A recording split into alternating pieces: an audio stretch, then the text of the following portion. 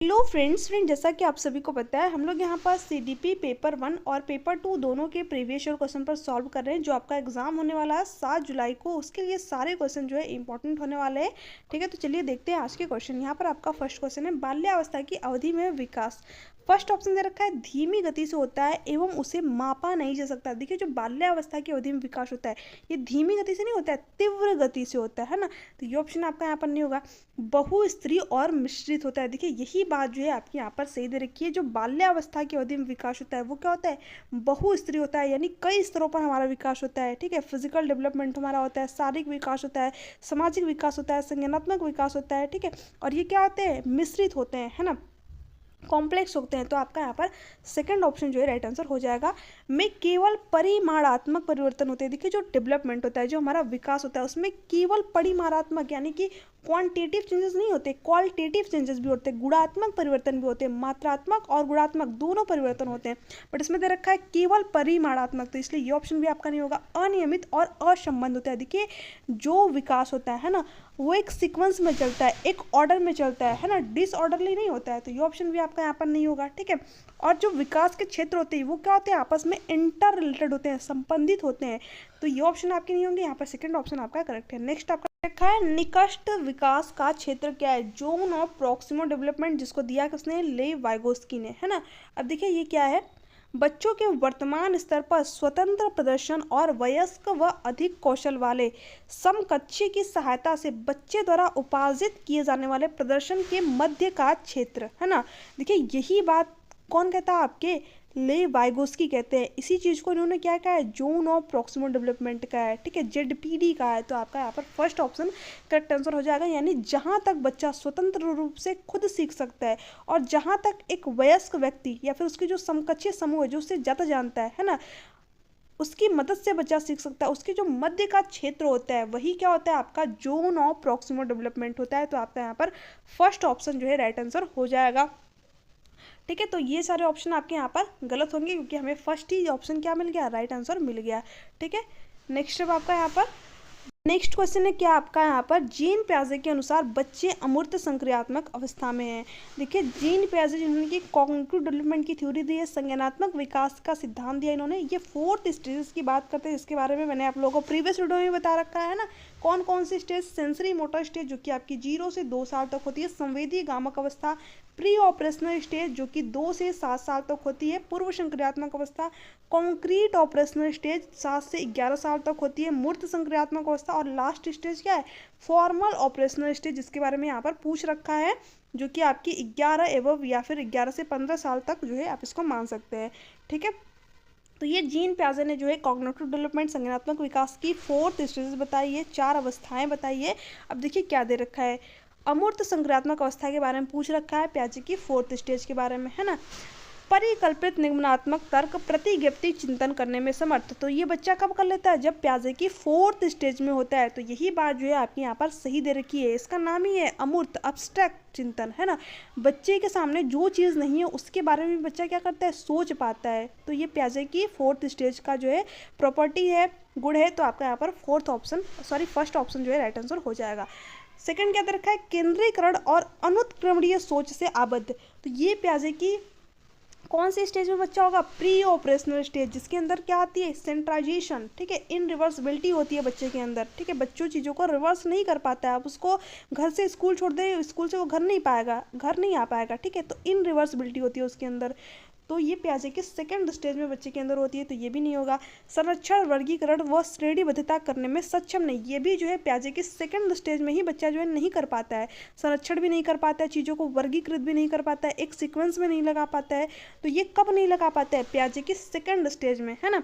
But एक question आपसे क्या पूछा जाता है कि पियाजे की कौन सी स्टेज में बच्चा संरक्षण, वर्गीकरण, ठीक है, यानी कि कंजर्वेशन, क्लासिफिकेशन, सीरियसन, यानी चीज़ों को एक क्रम में लगा लेता है। तो वो पियाजे की 3rd स्टेज, जब बच्चा 7 से 11 साल का होता है तब जो है बच्चे के अंदर 3 प्रॉपर्टी आती है। क्या क्या, कंजर्वेशन, संरक्षण आ जाता है, संरक्षण कर लेता है, क्लासिफिकेशन, चीज़ों को वर्गीकृत कर लेता है, और सीरियसन, एक क्रम में जो है चीज़ों को लगा लेता है। तो अगर आपसे पूछे कि किस स्टेज में ये जो है गुण बच्चे के अंदर आ जाता है, तो पियाजे की 3rd स्टेज में, किस में नहीं आता है, तो पियाजे के सेकंड स्टेज में, है ना।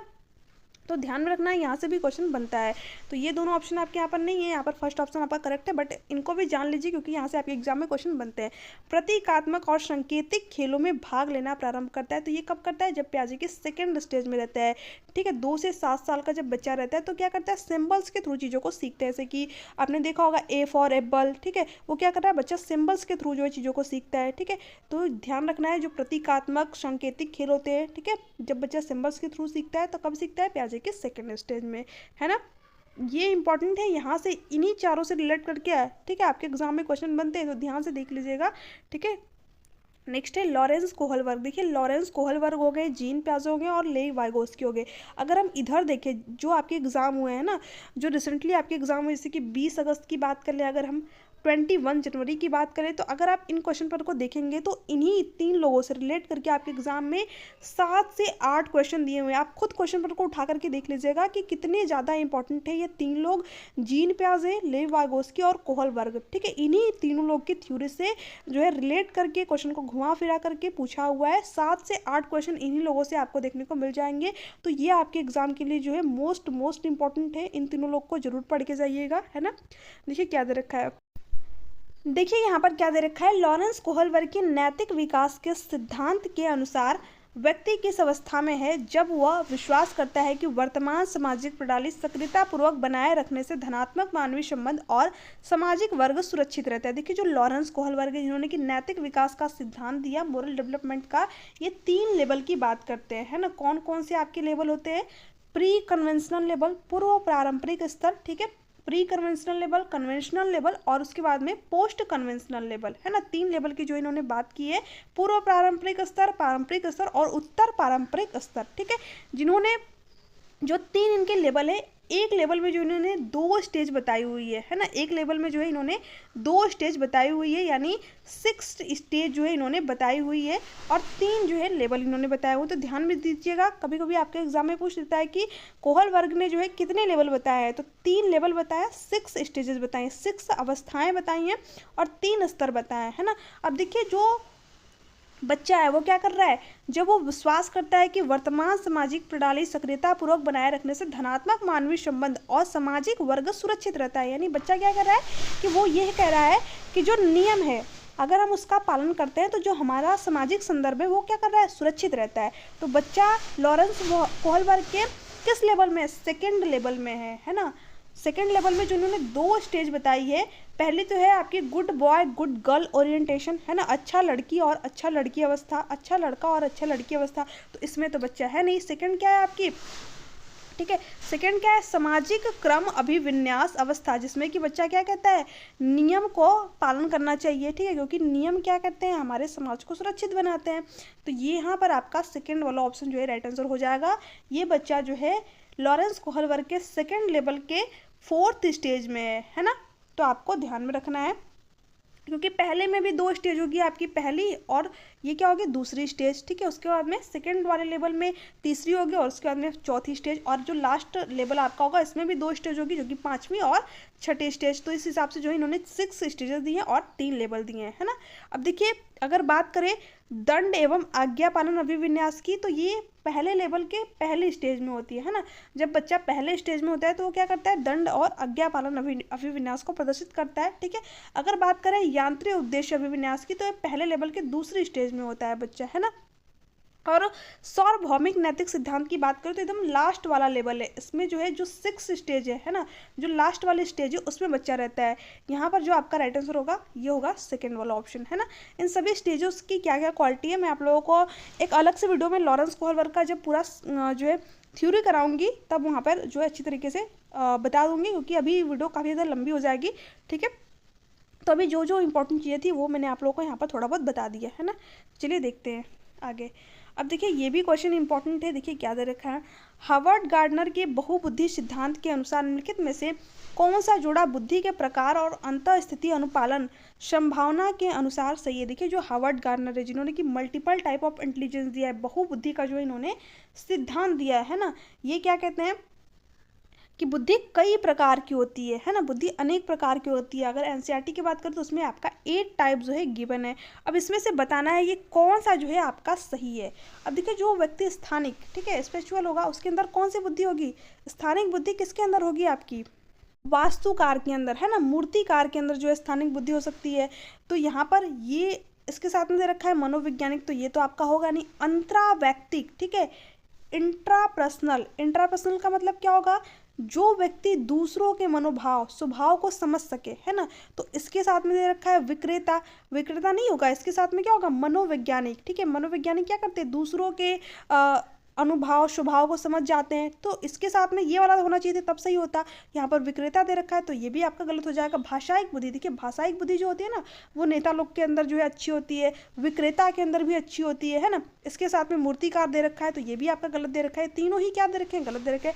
शारीरिक गतिक बुद्धि, ठीक है, ये किसके अंदर होगी? खिलाड़ी के अंदर। यही बात जो है आपके यहाँ पर सही दे रखी है, जिनका अपने बॉडी पर कंट्रोल होता है, जैसे कि आपके विराट कोहली हो गए, है ना, पायलट के अंदर जो है ये वाली बुद्धि होती है, ठीक है। तो आपका 4th ऑप्शन करेक्ट आंसर हो जाएगा। नेक्स्ट है ले वाइगोस्की के अनुसार, ठीक है, देखिए फिर से क्वेश्चन बना, बच्चों के संज्ञानात्मक विकास में भाषा की एक महत्वपूर्ण भूमिका होती है। देखिए मैंने आप लोगों को अपने प्रीवियस वीडियो में बताया, जब भी ले वाइगोस्की का क्वेश्चन है आपको 3 चीज़ें ध्यान में रखनी है। SCL, ले वाइगोस्की क्या करते हैं? बच्चे का जो कॉग्निटिव डेवलपमेंट होता है, जो उसका संज्ञानात्मक विकास होता है, उसमें उसके समाज की महत्वपूर्ण भूमिका होती है, कल्चर संस्कृति की महत्वपूर्ण भूमिका होती है, और उसके भाषा की महत्वपूर्ण भूमिका होती है ना। देखिए क्वेश्चन मिला ना, बच्चों के संज्ञानात्मक विकास में भाषा की एक महत्वपूर्ण भूमिका होती है, डायरेक्टली क्वेश्चन बना है। यही ऑप्शन क्या हो जाएगा? आपका राइट आंसर हो जाएगा, है ना। तो फर्स्ट ऑप्शन करेक्ट है। बच्चे भाषा अधिग्रहण यंत्र द्वारा भाषा सीखते, ये बात कौन कहता है? नोम चॉम्स्की, है ना। बच्चे के अंदर क्या होती है? लैंग्वेज एक्विजिशन डिवाइस होती है, LAD होता है। ये भी क्वेश्चन पूछा है, हिंदी पेडागोजी में पूछा है, इंग्लिश पेडागोजी में पूछा है, और CDP में भी आपको जो आपके पहले के एग्जाम हुए उनमें जो है पूछ रखा है। तो ध्यान रखना है, लैंग्वेज एक्विजिशन डिवाइस की बात कौन करता है? नोम चॉम्स्की करते हैं, है ना। हिंदी पेडागोजी का जो है फेवरेट क्वेश्चन है, बहुत बार पूछा हुआ है, तो ध्यान रखिएगा। लैंग्वेज एक्विजिशन डिवाइस, भाषा अधिग्रहण यंत्र की बात हो तो नोम चॉम्स्की जो है आपका वहाँ पर राइट आंसर होगा। बच्चे को संज्ञानात्मक विकास चरणों में होता है। देखिए जो व्यक्ति स्टेज की बात करेगा, अवस्थाओं की बात करेगा, वो क्या कहेगा? विकास चरणों में होता है ना। तो ले वाइगोस्की तो अवस्थाएं बताया नहीं है, ये कौन बताया? जीन प्याजे, तो जीन प्याजे ये बात कहेंगे तो ये नहीं होगा आपका। स्कीमा, स्कीमा वर्ड कौन दिया है? जीन प्याजे, है ना, तो ये भी नहीं होगा आपका। यहाँ पर फर्स्ट ही ऑप्शन करेक्ट है। नेक्स्ट है, देखिए क्या दे रखा है, एक प्रगतिशील कक्षा में शिक्षण अधिगम प्रक्रिया के दौरान अधिगमकर्ताओं का मूल्यांकन बच्चों के अधिगम में सहायक नहीं है। क्यों नहीं है सहायक? ठीक है, जो शिक्षण अधिगम प्रक्रिया के दौरान मूल्यांकन किया जाता है वो बच्चों के अधिगम में क्या होता है? सहायक होता है। यहाँ पर दे रखा है सहायक नहीं है, तो ये ऑप्शन नहीं होगा। बच्चों की अधिगम प्रक्रिया में रुकावट उत्पन्न करता है। देखिए रुकावट उत्पन्न करना, बाधा उत्पन्न करता है, ये क्या होते हैं? निगेटिव वर्ड होते हैं। हमें ऐसे ऑप्शनों को देखते ही कट कर देना है ना। अभिभावकों को प्रतिपुष्टि देने के प्रयोजन से बेहद सफल, कम सफल, असफल विद्यार्थियों को पहचानने में मदद करने में सहायक होते हैं। देखिए विद्यार्थियों को हमें लेबलिंग नहीं करना है, नामांकित नहीं करना है। एक तरीके से क्या हो गया? नामांकित करना, बेहद, कम सफल, ठीक है, असफल विद्यार्थियों का नाम एक तरीके से मतलब रखना, तो ये भी आपका क्या होगा? गलत होगा। बेहद महत्वपूर्ण है ना। जो प्रगतिशील कक्षा में शिक्षण अधिगम प्रक्रिया के दौरान अधिगमकर्ताओं का मूल्यांकन क्या होता है? बेहद महत्वपूर्ण होता है, वेरी इंपॉर्टेंट होता है, क्योंकि ये क्या करता है? ये बच्चों की समझ की जानकारी देता है और अध्यापिका को अपने शिक्षा शास्त्र पर विचारने में सहायक होता है। यही बात जो है आपकी यहाँ पर सही दे रखी है। बच्चा कितना सीख पाया, कहाँ उसके सीखने में कमी है, यही क्या करता है? आपका मूल्यांकन बताता है। तो आपका 4th ऑप्शन करेक्ट आंसर हो जाएगा। नेक्स्ट है, कक्षा में सभी लिंगों में जेंडर रूढ़िबद्धता को कम करने और विकास के विस्तार की संभावना को बढ़ाने के लिए प्रभावशाली पद्धति कौन सी है? लिंगों के जैविक अंतरों की उपेक्षा करना। देखिए उपेक्षा करना, अस्वीकार करना, ये क्या होते हैं? आपके निगेटिव वर्ड होते हैं। हमें उपेक्षा नहीं करनी है बच्चे की, ठीक है। समाज में चित्रित लिंग भूमिकाओं को प्रबल करना, यानी जो समाज में पहले से जो रूढ़िबद्ध धारणाएं चल रही हैं कि लड़के जो है बाहर के काम करते हैं, लड़कियां घरों के काम करती है, हमको इसको बढ़ावा देना, प्रबल करना, तो ये ऑप्शन आपका नहीं होगा। एक ही लिंग के योग्यता समूह बनाना, देखिए ये भी बात क्या हो गया? गलत हो गया। ऐसे तो हम जेंडर स्टीरियोटाइप को बढ़ावा देंगे, है ना। क्रियाकलाप के लिए मिश्रित लिंग समूह बनाना और विचार विमर्श को प्रोत्साहित करना, देखिए ये बात जो है आपकी यहाँ पर बिल्कुल सही दे रखी है। हमें क्या करना चाहिए? क्रियाकलाप में जो है मिश्रित लिंग समूह यानी लड़के और लड़कियों दोनों को शामिल करना चाहिए, साथ ही साथ जो है उनके विचार विमर्श को क्या करना चाहिए, प्रोत्साहित करना चाहिए, ठीक है, प्रमोट करना चाहिए। तो आपका यहाँ पर फोर्थ ऑप्शन करेक्ट है। नेक्स्ट है, अध्यापक को कक्षा में बहुभाषिता को समझना चाहिए, एक गुण और संसाधन, ठीक है, एक एसिड एंड रिसोर्स। देखिए यही ऑप्शन क्या है आपका सबसे बेस्ट है। जो बहुभाषिता होता है ये क्या होता है, एक संसाधन के रूप में कार्य करता है क्लासरूम में, क्योंकि जो बच्चा होता है वो अलग अलग कल्चर, ठीक है, अलग अलग समाज से आया हुआ है, तो स्वाभाविक सी बात है कि उसके अंदर जो है भाषाई विभिन्नता देखने को मिलेंगी, क्योंकि भारत क्या है, भारत एक मल्टीलिंगुअल कंट्री है ना, यहाँ पर अनेक प्रकार की भाषाएं बोली जाती है। तो जो बहुभाषिता है इसको क्या समझना चाहिए, एक एसेट, एक रिसोर्स के रूप में जो है इसको देखना चाहिए, एक रुकावट नहीं। ये क्या दे रखा है आपका, गलत दे रखा है, एक प्रॉब्लम नहीं, समस्या नहीं समझना चाहिए, एक व्यवस्थागत मुद्दा। ये सारी चीज़ें जो है आपकी गलत है, यहाँ पर फर्स्ट ऑप्शन करेक्ट है। देखिए नेक्स्ट है आपका यहाँ पर बाल क्वेश्चन आज का, बाल केंद्रित कक्षा वह है जिसमें अध्यापक केवल पाठ्य पुस्तकों को ज्ञान के स्रोत के लिए उपयोग करता है। देखिए केवल पाठ्य पुस्तक है ना, ये क्या होता है आपका निगेटिव वर्ड होता है, तो हमें ऐसे ऑप्शनों को देखते ही काटना है। जो चाइल्ड सेंटर्ड एजुकेशन होती है इसका केंद्र क्या होना चाहिए, बच्चा होना चाहिए, बच्चे को केंद्र में रख करके एजुकेशन प्रोवाइड करनी चाहिए, है ना। यही आपकी क्या कहती है, बाल केंद्रित शिक्षा कहती है, चाइल्ड सेंटर्ड एजुकेशन कहती है ना। इसमें शिक्षक और छात्र दोनों ही एक्टिव होता है, तो ये ऑप्शन आपका नहीं होगा। अध्यापक बच्चों को उनकी क्षमता के आधार पर वर्गीकृत करना। देखिए वर्गीकृत करना क्या होता है आपका निगेटिव वर्ड होता है ना। जो आपकी इंक्लूसिव एजुकेशन है, समावेशी शिक्षा है, वो क्या कहती है, हमें प्रत्येक बच्चे को जो है अपने में समाहित करके एजुकेशन प्रोवाइड करनी है, तो ये भी आपका ऑप्शन नहीं होगा। बच्चे के व्यवहार को निर्देशित करने के लिए अध्यापक पुरस्कार और दंड का प्रयोग करे। देखिए पुरस्कार देना, दंड देना, ये क्या होते हैं आपके निगेटिव वर्ड होते हैं, क्योंकि बच्चा क्या करेगा, या तो वो पुरस्कार पाने के लिए कार्य करेगा या तो फिर दंड से बचने के लिए कार्य करेगा, तो ये भी आपका नहीं होगा। अध्यापक लचीला है और प्रत्येक बच्चे की व्यक्तिगत आवश्यकताओं को पूरा करता है, यानी जैसी बच्ची की नीड है उसके अकॉर्डिंग जो उसको एजुकेशन प्रोवाइड करता है ना। अध्यापक क्या है, फ्लेक्सिबल है, बच्चे की ज़रूरत के अकॉर्डिंग वो अपने आप में चेंजेस ला रहा है, ठीक है, लचीला है। तो यही क्या है सबसे बेस्ट ऑप्शन है, यही कहती है आपकी चाइल्ड सेंटर्ड एजुकेशन, है ना। चलिए एक दो क्वेश्चन और देख लेते हैं यहाँ पर थोड़ा सा। किस मनोवैज्ञानिक के अनुसार बच्चों के संज्ञानात्मक विकास में सांस्कृतिक उपकरण एक महत्वपूर्ण भूमिका निभाता है। देखिए कल्चरल टूल की यहाँ पर बात हो रही है ना, सांस्कृतिक उपकरण की बात हो रही है, तो कौन कहता है इसकी बात, लेव वाइगोस्की, इनकी थ्योरी का नाम ही है सोशियो कल्चरल थ्योरी, सामाजिक सांस्कृतिक सिद्धांत, ठीक है। तो ये क्या कहते हैं, बच्चों के संज्ञानात्मक विकास में सांस्कृतिक उपकरण, मैंने आप लोगों को बताया ना SCL, ठीक है। समाज की बात करेंगे, कल्चर आया ना आपका, कल्चर, ठीक है, सांस्कृतिक उपकरण, लैंग्वेज भाषा की बात करेंगे, ठीक है। तीन चीज़ ध्यान में रखिएगा, लेव वाइगोस्की से बनने वाले क्वेश्चन, ज़्यादातर क्वेश्चन आपके गलत नहीं होंगे, तो आपका यहाँ पर फर्स्ट ऑप्शन करेक्ट आंसर हो जाएगा। जीन प्याजे आपका यहाँ पर नहीं होगा, एल्बर्ट बेंडूरा से और BF स्किनर से आपके एग्जाम में क्वेश्चन नहीं पूछता है, तो आपका फर्स्ट ऑप्शन जो है करेक्ट आंसर हो जाएगा, ठीक है। देखिए क्या दे रखा है, आंशिक दृष्टि वाले विद्यार्थियों के लिए निम्नलिखित में से कौन सी अधिगम सामग्री उपयुक्त नहीं है, ठीक है, हमें नहीं वाले ऑप्शन को बताना है। फर्स्ट क्या दे रखा है, बड़े आकार में मुद्रित पुस्तकें, यानी जब बच्चों को थोड़ा बहुत चीज़ें दिखाई दे रही हैं तो ऐसे में अगर हम बड़ी चीज़ें उसको दिखाएंगे तो वो और अच्छी तरीके से सीख पाएगा, है ना। तो ये सामग्री क्या होगी, उसके लिए उपयुक्त होगी, तो ये ऑप्शन आपका होगा नहीं, क्योंकि पूछा क्या है, उपयुक्त नहीं है। नहीं वाले क्वेश्चन में हमें ध्यान से देखना है, क्योंकि ऑप्शन सबसे ज़्यादा गलत होते हैं इसमें, ठीक है। त्रिविमी नक्शे चार्ट, देखिए इसका भी अगर हम यूज़ करेंगे तो बच्चे के लिए क्या होगा, सामग्री उपयुक्त होगा, बच्चा अच्छी तरीके से सीख पाएगा, तो ये भी आपका नहीं होगा। बोलती पुस्तकें स्पर्शीय सूचना पट, देखिए जब बच्चे को जो है आंशिक रूप से दिखाई दे रहा है तो ऐसे में अगर हम उसको बोलती हुई पुस्तकें प्रोवाइड करें, है ना, साथ ही साथ जो जिन चीज़ों को स्पर्श करके वो पढ़ सके, जैसे कि ब्रेल लिपि आपका हो गया, वैसी चीज़ें उनको उसको प्रोवाइड करेंगे तो वो भी उपयुक्त होगा, तो ये भी आपका नहीं होगा। छोटी मुद्रा वाली कार्यशीट, देखिए जब बच्चे को आंशिक रूप से दिखाई दे रहा है, ठीक है, यानी उसको देखने में प्रॉब्लम है, तो ऐसे में अगर हम उसको छोटी मुद्रा वाली पुस्तकें देंगे तो कैसे देख पाएगा, यानी यही सामग्री क्या है, बच्चे के लिए उपयुक्त नहीं होगी। तो यहाँ पर आपका फोर्थ ऑप्शन जो है राइट आंसर हो जाएगा, क्योंकि हमसे क्या पूछा था, उपयुक्त नहीं है, ठीक है। नेक्स्ट है आपका यहाँ पर समावेशी शिक्षा के पीछे अंतर्निहित विचार, ठीक है, बच्चों को उनकी योग्यता के आधार पर पृथक करना और व्यावसायिक प्रशिक्षण का प्रबंध करना। तो अभी मैंने आप लोगों को बताया समावेशी इंक्लूसिव एजुकेशन क्या कहती है आपकी, कि हमें प्रत्येक बच्चे को अपने अंदर समाहित करना है, ठीक है, उनको वर्गीकृत नहीं करना है, अलग नहीं करना है ना। तो यहाँ पर ये ऑप्शन आपका यहाँ पर होगा नहीं, है ना, क्योंकि यहाँ पर क्या दे रहा है, सेग्रीगेशन, अलग की बात करना है, पृथक की बात कर रहा है, तो ये ऑप्शन आपका यहाँ पर नहीं होगा। बच्चों की अक्षमताओं के आधार पर उनकी सीमाओं की पहचान करने के लिए उन्हें नामांकित करना। देखिए लेबलिंग नहीं करना है हमें बच्चों की, ठीक है। देखिए ये दोनों के दोनों क्या आपके निगेटिव वर्ड है, तो ये ऑप्शन आपका नहीं होगा, ये भी नहीं होगा।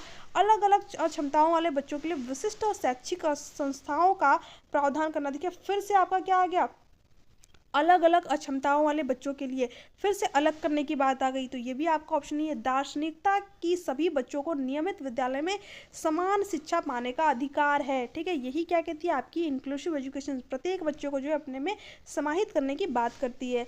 तो आपका जो है यहाँ पर फोर्थ ऑप्शन राइट आंसर हो जाएगा। तो फ्रेंड्स ये थे आपके आज के क्वेश्चन कैसे लगे नीचे कमेंट सेक्शन में कमेंट करके जरूर बताइएगा। वीडियो अच्छी लगी तो चैनल को सब्सक्राइब कर लीजिएगा, बेल आइकन को प्रेस कर दीजिएगा ताकि वीडियो से रिलेटेड नोटिफिकेशन